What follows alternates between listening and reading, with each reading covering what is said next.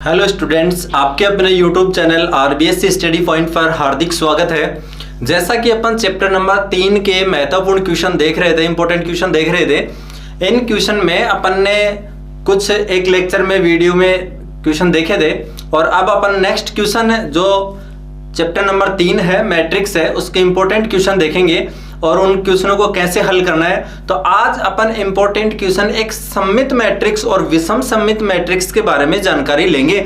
उनसे बेसिस जिस टाइप के क्वेश्चन आते हैं उस टाइप का क्वेश्चन भी अपन हल करेंगे और उनका कॉन्सेप्ट समझते हैं कि सममित मैट्रिक्स और विषम सममित मैट्रिक्स क्या होती है। तो देखो अपन चलते हैं नेक्स्ट। देखो सममित मैट्रिक्स यानी सममित अवयव, सममित अवयव, सममित अवयव और एक होती है विषम सममित अवयव। एक सममित अवयव और एक विषम सममित अवयव होती है। जब कोई वर्ग मैट्रिक्स हो, वर्ग मैट्रिक्स का मतलब यह है कि आपके पास कोई मैट्रिक्स है ए आई जे और यहां आई और जे मतलब m क्रॉस n की कोई मैट्रिक्स है, तो ये वर्ग मैट्रिक्स कहलाएगी यदि m बराबर n हो। m बराबर क्या हो? n हो, मतलब जितनी रो है मैट्रिक्स में उतने ही कॉलम हो, तो वो मैट्रिक्स क्या कहलाती है? वर्ग मैट्रिक्स कहलाती है। अगर इस वर्ग मैट्रिक्स में आपने कोई मैट्रिक्स ली है, वर्ग मैट्रिक्स A, तो विषम सममित और सममित के बारे में, वर्ग मैट्रिक्स के बारे में अपन कह सकते हैं। तो अगर मान लो कोई मैट्रिक्स A है और उसका आपने लिया ट्रांसपोज, क्या लिया?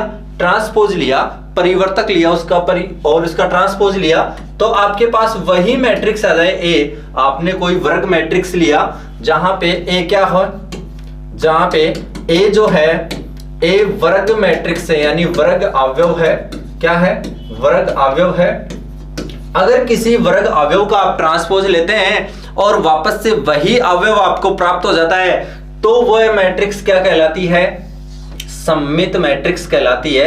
अगर A का ट्रांसपोज किसके इक्वल हो, A का ट्रांसपोज किसके इक्वल हो, A का ट्रांसपोज A के ही इक्वल आ जाए, तो आप उसे क्या कहेंगे कि A क्या है? सममित मैट्रिक्स है यानी सममित अवयव है।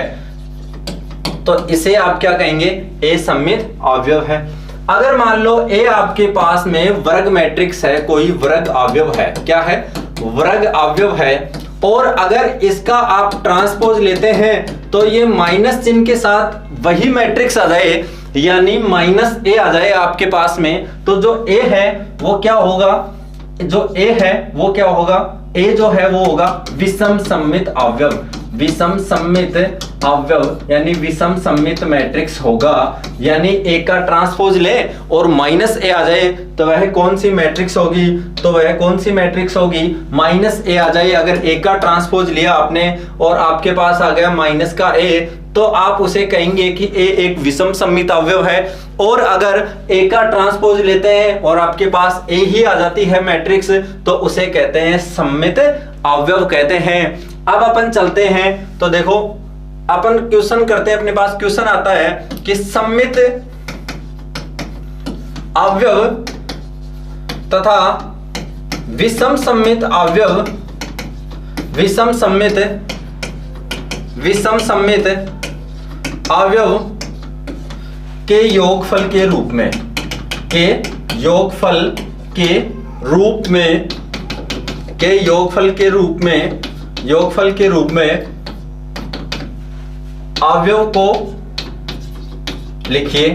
यानी किसी मैट्रिक्स को आप सममित और विषम सममित अवयव के योगफल के रूप में आपको अगर व्यक्त करना हो तो अपन क्या करेंगे? जैसे मान लो आपके पास कोई मैट्रिक्स है A और आपको दे दिया कि इस में पूछा गया है आपके पास में कि इस मैट्रिक्स को आप सममित और विषम सममित अवयव के योगफल के रूप में लिखिए। तो इसे सममित और विषम सममित के योगफल के रूप में अपन कैसे लिखेंगे? देखो, जब इस मैट्रिक्स को सममित और विषम सममित के योगफल के रूप में लिखते हैं तो अपन इसे लिखेंगे, जैसे आपके पास A कोई मैट्रिक्स है और इसे आप लिखेंगे A क्या है? कोई अवयव है, और इस मैट्रिक्स को अपन किस फॉर्म में लिखना है? अपने को सममित और विषम सममित योगफल के रूप में लिखना है। तो इसे लिखेंगे A is equal to 1/2 A plus A का ट्रांसपोज और प्लस 1/2 A माइनस A का ट्रांसपोज। क्या लिखेंगे? 1/2 A प्लस A का transpose plus 1/2 A minus A का ट्रांसपोज लिखेंगे। इसे कहते हैं सममित तथा विषम सममित मैट्रिक्स का योगफल का रूप जो होता है वो यही होता है कि A का transpose plus 1/2 A plus A का transpose plus 1/2 A minus A का ट्रांसपोज, ये एक सममित और विषम सममित योगफल के रूप में है। A का क्या है? A का ये क्या है? सममित A का क्या है? ये सममित तथा विषम सममित योगफल का रूप है। A का सममित तथा विषम सममित योगफल का रूप है ये, है ना। तो इसे याद करेंगे। ये परीक्षा में 100% पूछा जाएगा। मैं अभी कह रहा हूं, इसको अपन फिर से लिख लेते हैं। क्या लिखेंगे? मानो आपके पास कोई मैट्रिक्स है A। क्या है? कोई मैट्रिक्स A है। इस मैट्रिक्स को आपको किस फॉर्म में लिखना है? योगफल के जो सममित और विषम सममित के योगफल के रूप में लिखिए। किस फॉर्म में लिखेंगे? ऐसे लिखेंगे, सममित तथा विषम सममित। सममित अवयव तथा विषम सममित अवयव के योगफल के रूप में क्या होता है इसका योगफल का रूप? A is equal to 1/2 A plus A का डैश, यानी 1/2 A प्लस A का transpose plus 1/2 A minus A का ट्रांसपोज लिखेंगे। A माइनस A का ट्रांसपोज लिखेंगे। तो इसे अपने को याद करना है कि ये क्या लिखा हुआ है? A is equal to 1/2 A plus A का dash plus 1/2 A minus A का डैश लिखा हुआ है। और अब अपन इसके बेसिस पे क्वेश्चन हल करते हैं। और अपने पास में क्वेश्चन है देखो, अवयव को एक सममित तथा विषम सममित अवयव के योगफल के रूप में व्यक्त कीजिए। क्या लिखा हुआ है क्वेश्चन? अवयव दिया है आपको 2x2 का एक वर्ग मैट्रिक्स दिया है कि एक अवयव है, इसे एक सममित तथा विषम सममित अवयव के योगफल के रूप में इसे व्यक्त कीजिए। और अपने पास में जो दिया है इसे लिख लेते हैं कि अपने पास में दिया है A बराबर 1 5 -1 और 2। ये एक मैट्रिक्स दी है और इसे योगफल सममित तथा विषम सममित के योगफल के रूप में लिखना है। इसमें देखिए 2 ही पंक्ति हैं और 2 ही इसमें क्या है? कॉलम है। तो ये क्या है? 2x2 की एक वर्ग मैट्रिक्स है। 2x2 की क्या है? एक वर्ग मैट्रिक्स है। और इसे अपन लिखेंगे सममित तथा विषम सममित योगफल के रूप में लिखेंगे। तो देखो इसे लिखते हैं अपन, इसे सममित तथा विषम सममित योगफल के रूप में लिखेंगे। तो अपन क्या लिखेंगे? हम जानते हैं कि सममित तथा विषम सममित योगफल के रूप में मैट्रिक्स, योगफल के रूप में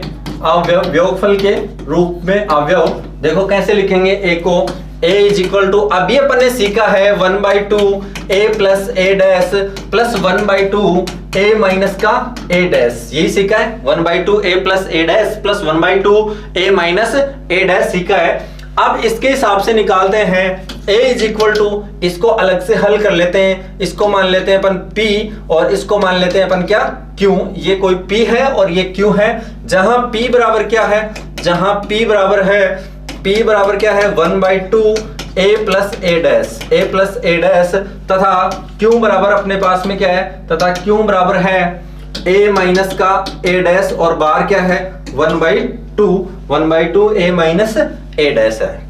तो सबसे पहले अपन P निकाल लेते हैं। P निकालते हैं तो अपने पास में क्या आएगा? पहले A डैश निकालना पड़ेगा। अपने पास में A क्या है? A है अपने पास में A इज इक्वल टू है 1 5 -1 और 2 है। और अपन इसका परिवर्तन निकालें, A डैश ज्ञात करेंगे तो क्या आएगा? जो आपके पास ये पंक्ति है इसे अपन कॉलम बना देंगे, यानी A डैश का मतलब अपन परिवर्तन ज्ञात करेंगे, इसका ट्रांसपोज ज्ञात करेंगे। ट्रांसपोज में क्या करते हैं? जो आपके पास रो है उनका क्या बना देते हैं? कॉलम बना देते हैं। तो अपने पास A का ट्रांसपोज आ जाता है। तो ये 1 और 5 है, तो इसको इस साइड लिख देंगे 1 और 5, और ये माइनस का 1 उस साइड चला जाएगा तो माइनस का 1 और ये 2 आ जाएगा यहाँ पे। तो ये भी एक 2 क्रॉस 2 का मैट्रिक्स है। अपने को क्या ज्ञात करना है? P ज्ञात करना है। क्या ज्ञात करना है? P, और P बराबर है 1/2 A प्लस A डैश है।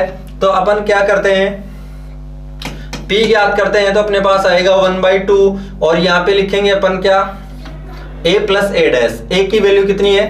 1, 5 माइनस 1 और 2, और प्लस A डैश कितना है? 1 माइनस 1 और ये 5 और ये क्या आ गया?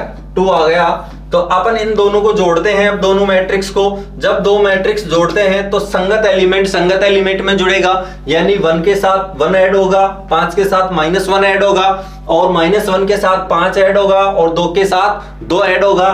तो अपन लिखेंगे यहाँ 1/2, और यहाँ पे 1 के साथ 1 ऐड होता है तो 2 आ जाता है, और 5 के साथ -1 ऐड होगा तो आपके पास आ जाएगा 4, और यहाँ पे -1 और प्लस का 5 यानी ये आ गया 4, और यहाँ पे आ जाएगा 2 + 2 यानी ये भी आ गया 4 आ गया, और ये एक आपके पास मैट्रिक्स आ गई। और बार क्या है? 1/2। तो इसका मतलब इसे क्या करते हैं, 1/2 को अंदर मल्टीप्लाई करते हैं तो ये प्रत्येक एलिमेंट से मल्टीप्लाई होगा। बार 1/2 है, ये इस मैट्रिक्स की प्रत्येक एलिमेंट के साथ ही मल्टीप्लाई होगा। ये देखिए क्वेश्चन बहुत इंपॉर्टेंट है। संख्याएं चेंज हो सकती हो तो नहीं, ये एग्जाम में आपको देखने को ऐसा कैसा मिलेगा, सममित और विषम सममित के योगफल के रूप में किसी मैट्रिक्स को कैसे लिखा जाता है?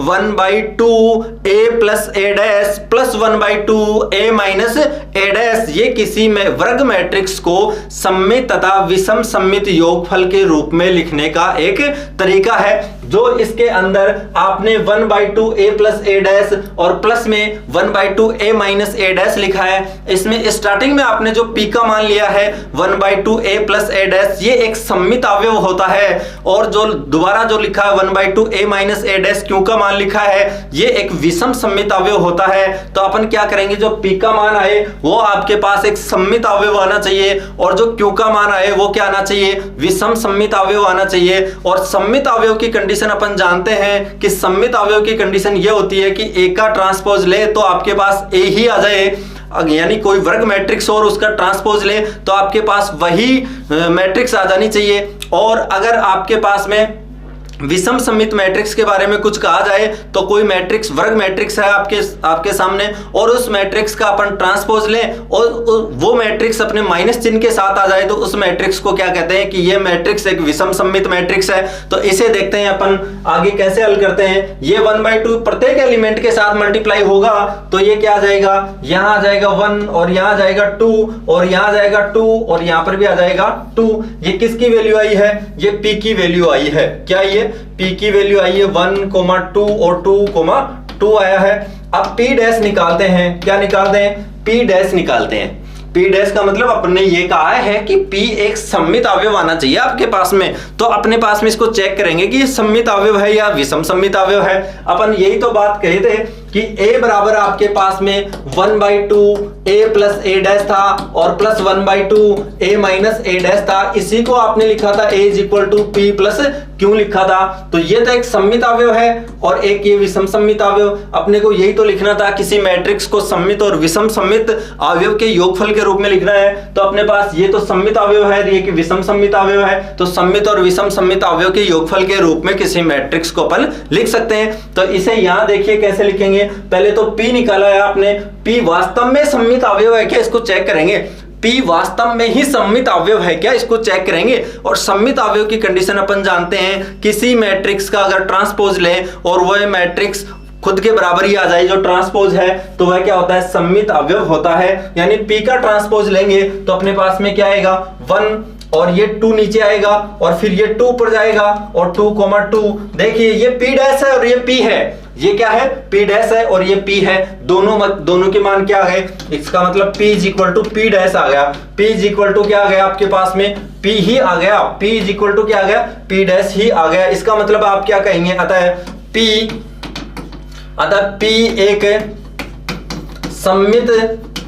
एक सममित अवयव है। P क्या है, एक सममित अवयव है।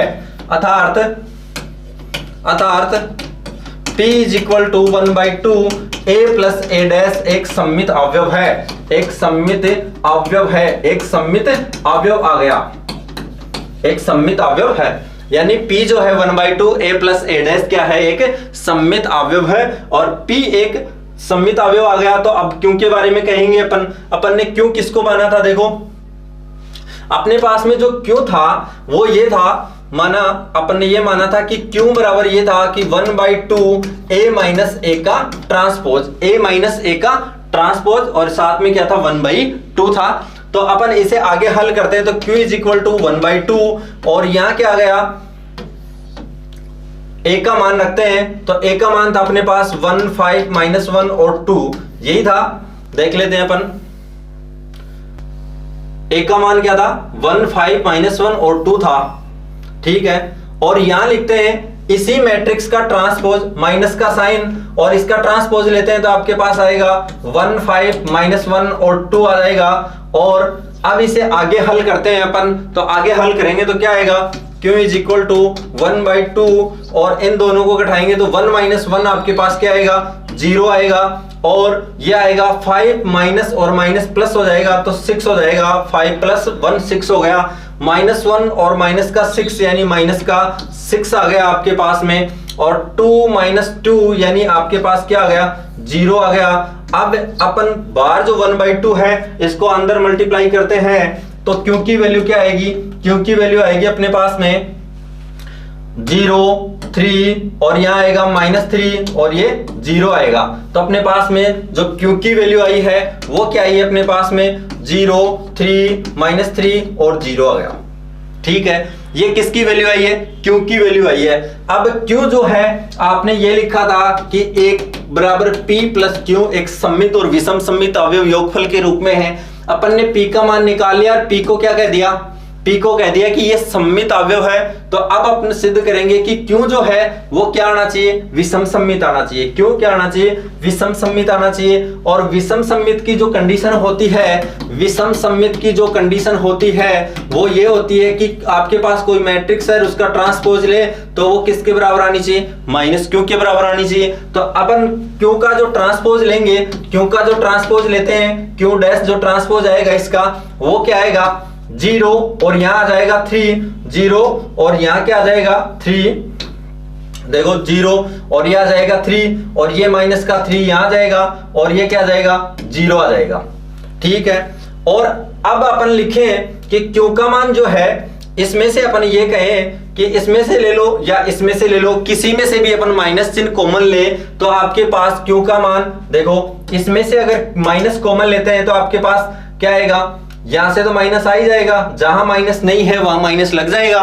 तो इसका मतलब माइनस का चिन्ह कॉमन आ गया और यहां आ गया 0 और ये 3 और यहां -3 और ये 0 आ जाएगा। तो देखो q का मान जो लिया है आपने लिखा है q dash is equal to, इसकी जगह फिर से आप क्यों लिख सकते हैं तो -q आ गया। इसका मतलब क्या कहेंगे आप, इसका मतलब ये कहेंगे कि जो अपने पास में q है ये एक विषम सममित अवयव है। क्यों क्या है, एक विषम सममित अवयव है।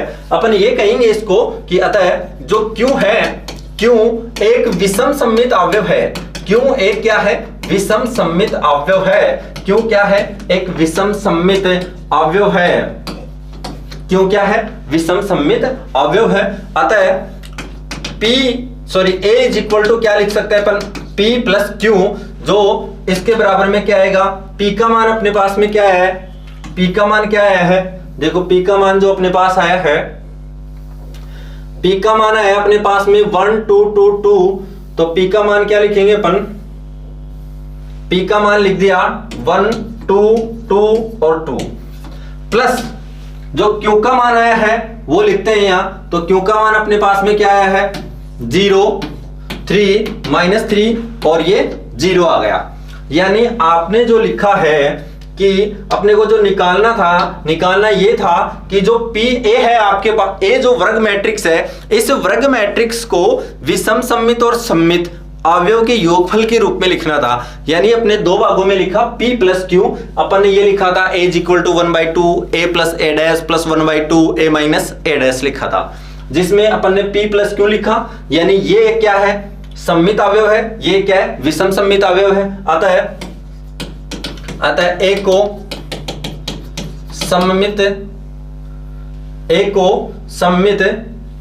सममित तथा एक को सममित तथा विषम सममित, एक को सममित तथा विषम सममित योगफल के रूप में, एक को सममित तथा योगफल के रूप में लिख सकते हैं अपन, एक को सममित तथा विषम सममित योगफल के रूप में, योगफल के रूप में लिखा जा सकता है, लिखा जा सकता है, लिखा जा सकता है। देखिए अपन ने जो सीखा है वो ये है, अपन ने अभी जो हल किया है वो क्वेश्चन ये है। आप इसका स्क्रीनशॉट भी ले सकते हैं और इसे देख सकते हैं। देखो अपने पास भी क्वेश्चन ये था कि अवयव के एक सममित तथा विषम सममित अवयव के योगफल के रूप में व्यक्त कीजिए। a बराबर है 1, 5, -1 और 2। ये 12वीं क्लास की बोर्ड का प्रश्न है, 12वीं क्लास के बोर्ड का क्वेश्चन है ये। तो देखो a बराबर अपने पास था सममित और विषम सममित अवयव के योगफल के रूप में कैसे लिखेंगे, 1/2 a plus a dash plus 1/2 a minus a dash. इसको p लिख लिया, इसको क्यों लिख लिया, अब p जो है इसका मान निकाल लिया अपन ने, p जो निकाला है अपन ने वो आपके पास में आया है 1 2 2 2 और p डैश 1 2 2 2 आ गया, यानी p भी क्या आ रहा है, एक सममित अवयव आ रहा है। p क्या आ रहा है, सममित अवयव आ रहा है, तो p तो एक सममित आ गया। ऐसा ही अपन ने क्यों निकाला 1/2 a माइनस a डैश, तो क्यों का मान आपके पास क्या आया 0 3 -3 0 और क्यू डैश का मान माइनस क्यू के बराबर आ गया, यानी क्यू मैट्रिक्स जो है ये एक विषम सममित मैट्रिक्स है। तो इसका मतलब p प्लस क्यू के रूप में लिख सकते हैं जो सममित और विषम सममित मैट्रिक्स के योगफल के रूप में है। इस क्वेश्चन को आप देख लीजिए, फिर इसके बाद अपन नेक्स्ट क्वेश्चन पे चलते हैं। इसका स्क्रीनशॉट आप ले सकते हैं।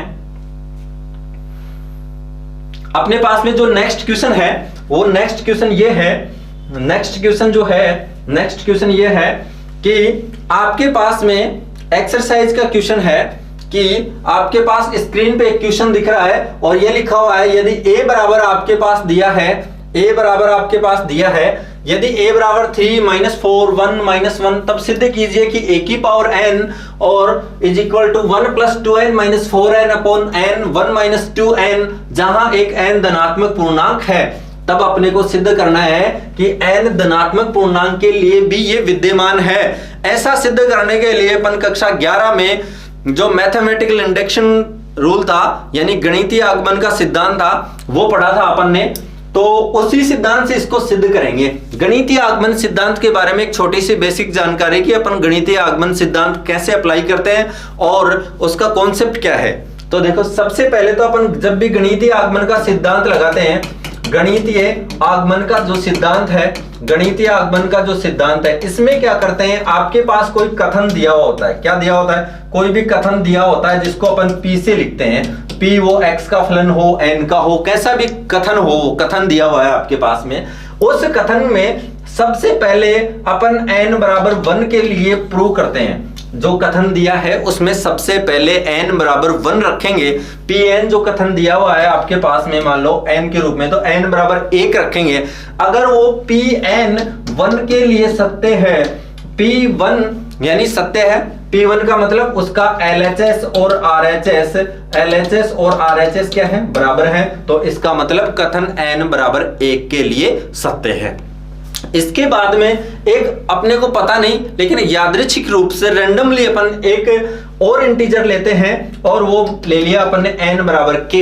इसके लिए अपन ये मान लेते हैं कि माना n बराबर k है और इसके लिए जो कथन आएगा वो pk आएगा और ये अपन मानते हैं कि ये क्या हुआ है, सत्य है। ये खुद मानते हैं कि अपन सत्य है। और अब अपन ने कहा कि n बराबर 1 के लिए सत्य है और n बराबर k के लिए अपन ने सत्य मान लिया। तो अब अपने को सिद्ध करना होता है, अब अपने को क्या सिद्ध करना होता है, अब सिद्ध करना होता है कि n बराबर k + 1 के लिए कथन सत्य है, यानी pk + 1 सत्य आना चाहिए कि pk + 1 का मान भी क्या होना चाहिए, सत्य होना चाहिए। यह प्रक्रिया गणितीय आगमन सिद्धांत से किसी क्वेश्चन को हल करने के लिए अप्लाई करते हैं। तो अपने पास में जो क्वेश्चन है वो ये है कि a का मान दिया है आपको और an का मान दिया है, इसमें अप्लाई करके अपने को ये चेक करना है कि n एक धनात्मक पूर्णांक है, तो धनात्मक पूर्णांक के लिए ये कथन सही है।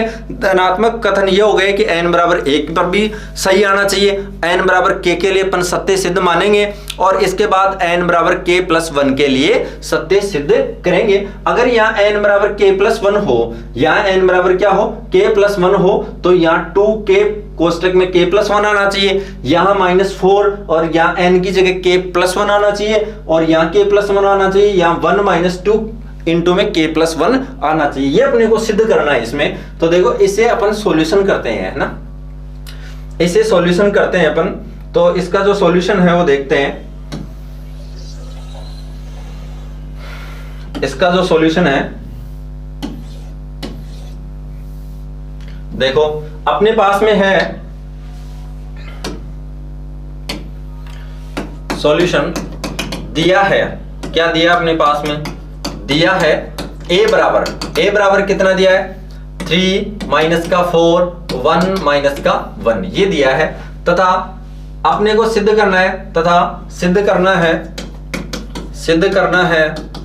करना है कि an का जो मान है वो 1 प्लस 2n और माइनस का 4n upon n minus 1 minus का 2n, n बराबर धन पूर्णांकों के लिए सत्य है, n धन पूर्णांकों के लिए n जो है धन पूर्णांक है, n क्या है, धन पूर्णांक है। तो इसको सिद्ध करना है कि यही आना चाहिए क्या। देखो अपन इसको सिद्ध करते हैं तो सबसे पहले कथन लिखते हैं। माना कथन है अपने पास में, माना कथन है अपने पास में Pn मान लेते हैं और कथन है Pn और इसको लिखेंगे अपन किसके बराबर, An और बराबर में क्या है, An इज इक्वल टू है आपके पास में a की power n is equal to is equal to 1 plus 2n minus का 4n और यहाँ n, यहाँ 1 माइनस 2n है। ये आपके पास कथन है दिया हुआ। अब इसे अपन सिद्ध करते हैं तो सबसे पहले n बराबर 1 रखेंगे, n बराबर 1 के लिए कथन, n बराबर 1 के लिए कथन, n बराबर 1 ले रहे हैं अपने पास, तो n बराबर 1 भी एक धन पूर्णांक है, तो n बराबर 1 के लिए कथन को लिखेंगे तो a1 यानी a डैश आ गया नया, a1 आ गया, a की घात 1 आ गया, तो यहाँ लिखेंगे 1 प्लस 2 इंटू 1 और ये माइनस का 4 इंटू 1 और यहाँ 1 और ये 1 माइनस 2 इंटू 1 और ये आ गया। तो इसे आगे हल करते हैं तो a आ गया और यहाँ क्या आ गया 1 और ये 3 और ये क्या आ गया माइनस का 4 आ गया और ये 1 और ये क्या आ गया माइनस का 1 आ गया। अपने पास में देखो यहाँ देखो a का मान क्या लिखा हुआ था 3 माइनस का 4 1 माइनस का 1 और अपने पास भी a का मान क्या है 3 माइनस का 4 1 माइनस का 1, यही है, दोनों जगह मान यही है। इसका मतलब n बराबर 1 के लिए कथन सत्य है, n बराबर 1 के लिए कथन है वो क्या है, सत्य है। तो अपन लिखेंगे कि अतः n बराबर 1 के लिए कथन क्या है, सत्य है। अतः n बराबर 1 के लिए कथन क्या है, सत्य है। n बराबर 1 के लिए क्या है, कथन सत्य है। अगर कथन n बराबर 1 के लिए सत्य है तो अब अपन n बराबर k के लिए कथन सत्य सिद्ध मानेंगे। माना n बराबर k के लिए कथन क्या है, सत्य है। n बराबर k के लिए क्या है, कथन सत्य है। यानी p के जो कथन है, p के यहां लिख देंगे a की पावर k, यानी n की जगह अपने को क्या रखना है, k रखना है, तो a की power k is equal to यहां क्या था, यहां था आपके पास 1 और प्लस 2n था, तो अपन यहां लिखेंगे 2 इंटू k, 1 प्लस 2k लिखेंगे और यहां लिखेंगे माइनस 4n था तो 4k और यहां लिखेंगे n था यहां, तो अपन यहां लिखेंगे k, n था तो यहां क्या लिखेंगे k, n की जगह क्या लिखना है k, यहां 1 माइनस 2k लिखेंगे। यही था अपने पास में, देखो 1 प्लस 2n माइनस 4n और n 1 माइनस 2n, n की जगह k रखना है तो 1 प्लस 2n माइनस 4k और ये आ गया आपके पास में k और यहाँ आ गया 1 माइनस 2k आ गया। ठीक है, ये अपन ने सत्य मान लिया है, माना n बराबर k के लिए कथन क्या है, सत्य है। अब अपन क्या करेंगे, n बराबर k+1 के लिए कथन को सत्य सिद्ध करेंगे। अब n बराबर k+1 के लिए, n बराबर k+1 के लिए कथन को सत्य सिद्ध करेंगे। क्या करेंगे, कथन को सत्य सिद्ध करेंगे। तो आपके पास क्या है, कथन p k+1, ये कथन है आपके पास, और यहां क्या आ जाएगा, ak+1 आ जाएगा। और ये आपने क्या ले लिया, LHS ले लिया, मान लो क्या लिया है, LHS लिया, जो किसके बराबर है, LHS के बराबर है। ये क्या है, LHS है। लेफ्ट हैंड साइड जो लिया आपने कि LHS बराबर आपके पास क्या है, LHS बराबर है ak+k+1 है। ठीक है, LHS अगर अपन ने ली है तो ak+k+1 है, इसे अपन क्या लिख सकते हैं, ak⁴ लिख सकते हैं। आधार समान है, घात है k+1 है, तो एक बार k घात लगा सकते हैं, एक बार 1 घात लगा सकते हैं। तो ak⁴k+1 को लिख दिया, ak⁴k लिख दिया अपन ने। जो ak⁴k है इसका मान क्या है अपने पास में, अभी अपन ने हल किया है, तो अपने पास ak⁴k का मान है 1 + 2k और -4k, और यहाँ है k, और यहाँ पर है 1 - 2k, 1 - 2k है। और a का जो मान है आपके पास में, a का मान जो है वो क्या है अपने पास में, देखो a का मान जो है 3 - 4 1 - 1, ये है आपके पास में 3 - 4 1 - का 1 है, यानी 3 - 4 1 और माइनस का 1 है। इन दोनों मैट्रिक्स को अपन मल्टीप्लाई करते हैं, LHS। देखो निकालना क्या है अपने को, जब मैथमेटिकल इंडेक्शन रूल पढ़ रहे हैं तो अपन पहले इधर थोड़ा सा समझ लेते हैं कि अपने को निकालना क्या है। जो आपके पास a⁴n था, इसको n बराबर k+1 के लिए, n बराबर k+1 के लिए सत्य सिद्ध करेंगे। किसके लिए, n बराबर k+1 के लिए सत्य सिद्ध करना है। तो यानी जहां n है वहां k आना चाहिए या k+1 आना चाहिए, यानी आपके पास 1 + 2 और यहाँ n था तो यहाँ k+1 आना चाहिए। ठीक है, और यहाँ -4 और यहाँ पर भी k+1 आना चाहिए, और यहाँ क्या आना चाहिए, n था तो n की जगह अपने को k+1 लाना है, और यहाँ क्या लेके आना है 1 - 2 और यहाँ पर भी k+1 लेके आना है। ये चीज निकालनी है अपने को, ये सिद्ध करना है कि n की जगह आपको क्या लेके आना है, k+1 लेके आना है। किस पार्ट में, RHS में। अपन ने LHS लिया है और RHS में ऐसा पार्ट अपने पास आना चाहिए। तो इसे ऐसा पार्ट निकालने के लिए देखो इसे कैसे हल करेंगे, इसको तो मैं हटा देता हूं। ठीक है, आगे चलते हैं। देखो इसको आगे हल करते हैं तो देखो क्या आएगा, LHS में इन दोनों मैट्रिक्स को अपन गुणा करते हैं। तो जब दोनों मैट्रिक्स गुणा करते हैं तो क्या आएगा, ये 1 है, ये 1 + 2k है, ये किसके साथ मल्टीप्लाई होगा, 3 के साथ होगा, 3 और ये आ जाएगा 1 + का 2k। ठीक है, अब ये -4k इसके साथ होगा 1 के साथ, तो क्या आ जाएगा -4k और 1 के साथ मल्टीप्लाई हुआ तो ऐसा का ऐसा ही आ गया। आगे हल करते हैं, इसी पंक्ति को इस कॉलम के साथ, अपन इसी रो को इस आगे वाले कॉलम के साथ मल्टीप्लाई करते हैं, तो आपके पास आएगा -4 और यहाँ आ जाएगा 1 + का 2k आ गया। और इसको इसके साथ मल्टीप्लाई करते हैं तो अपने पास क्या आ जाएगा, माइनस प्लस हो गया, और ये इसके साथ मल्टीप्लाई हुआ तो 4k आ गया।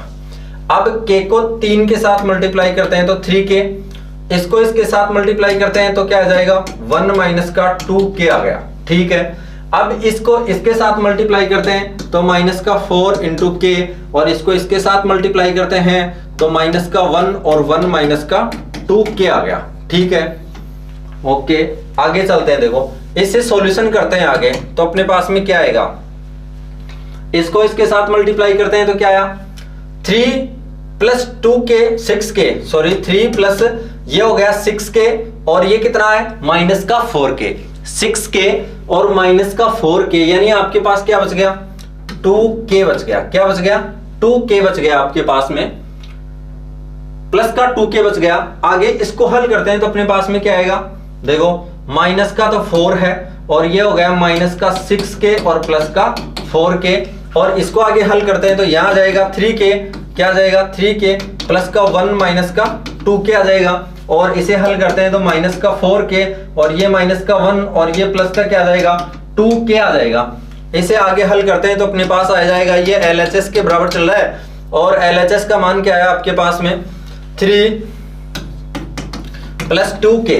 इसे हल करते हैं तो अपने पास क्या आएगा माइनस का 4 और ये माइनस का 2k आ गया, ठीक है।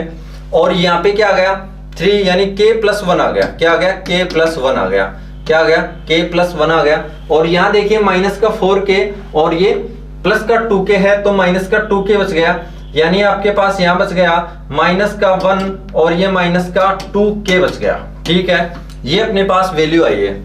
और अपने को सिद्ध क्या करना है, देखो सिद्ध ये करना है कि आपके पास n की जगह k प्लस 1 आना चाहिए और n अपने पास में या क्या है 1 प्लस 2n है या माइनस 4n है या n है या 1 माइनस 2n है।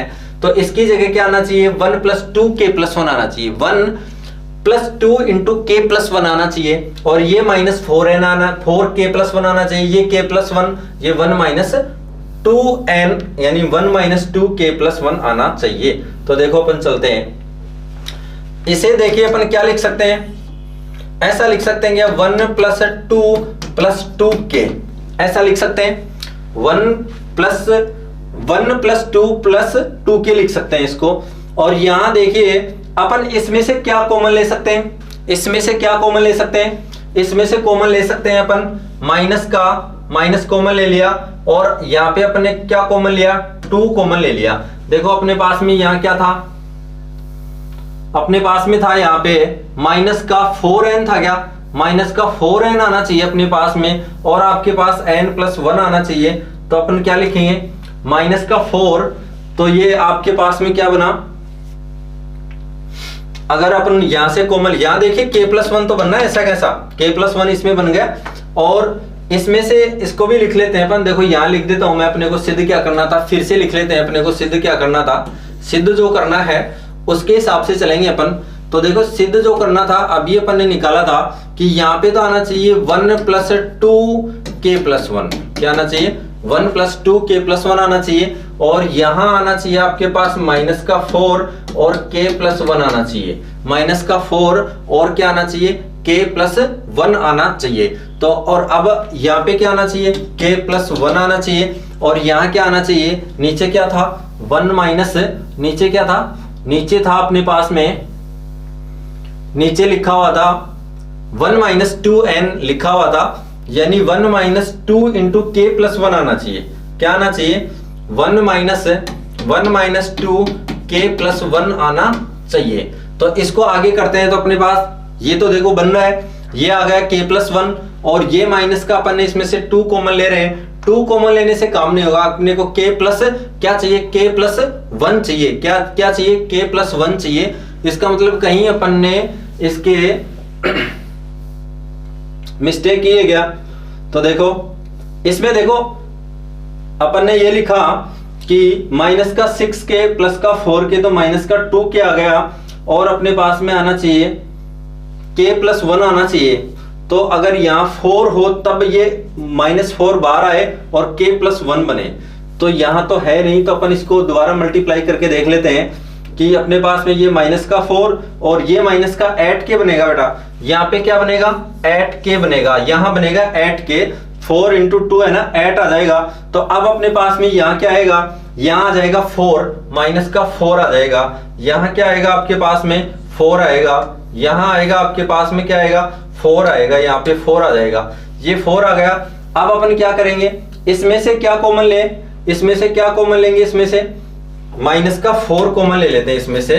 तो अपने पास में क्या आएगा माइनस का 4 कॉमन लिया तो यहाँ आ गया k प्लस का 1 आ गया अपने पास में, ये k प्लस 1 आ गया और ये k प्लस 1 आ ही रहा था। यहाँ क्या चाहिए था अपने को 1 माइनस 2k प्लस 1 चाहिए था, 1 माइनस 2k प्लस 1 चाहिए था। तो ये अपने पास में क्या है माइनस का 2, इसे देखते हैं एक बार फिर से कि 1 माइनस में चाहिए था अपने को, तो अपने पास में आ गया 1 माइनस का 2k आ गया, तो 2k प्लस 1 और 1 आ गया अपने पास में। तो अपन इसमें एक काम करते हैं कि 1 जोड़ लेते हैं और 1 ही इसमें घटा लेते हैं। तो 1 आपने ऐड किया, माइनस का 1 और ये माइनस का 1 और ये माइनस का 2k आया। तो अब अपन इसको क्या लिख सकते हैं, देखो इसे लिख सकते हैं, ये LHS के बराबर चल रहा था।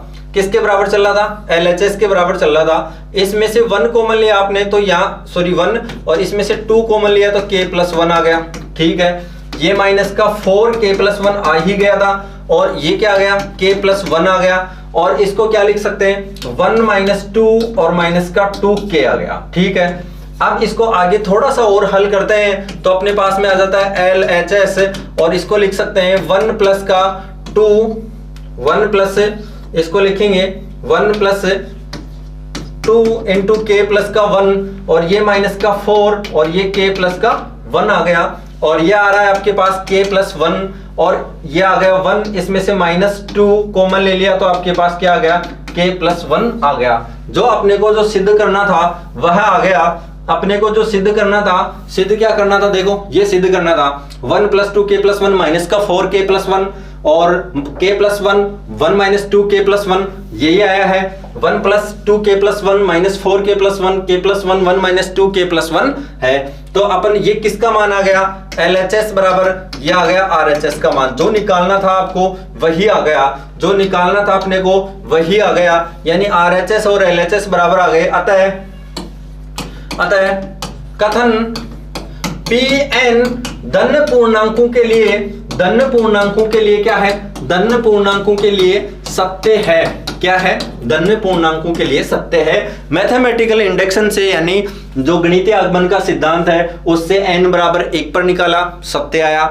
n बराबर k के लिए अपन ने सत्य माना और n बराबर k+1 के लिए अपन ने सत्य सिद्ध कर दिया। तो अपने पास क्या आ गया, अपन ने ये कह दिया कि n बराबर n धन पूर्णांक हो तो Pn जो कथन है वो क्या होगा, हमेशा सत्य होगा। ऐसे प्रश्न एग्जाम में जरूर मिलेंगे आपको और जो सम्मित विषम सम्मित है उसी टाइप के भी क्वेश्चन मिलेंगे और जो इनवर्स निकालने के क्वेश्चन है, प्रतिलोम निकालेंगे।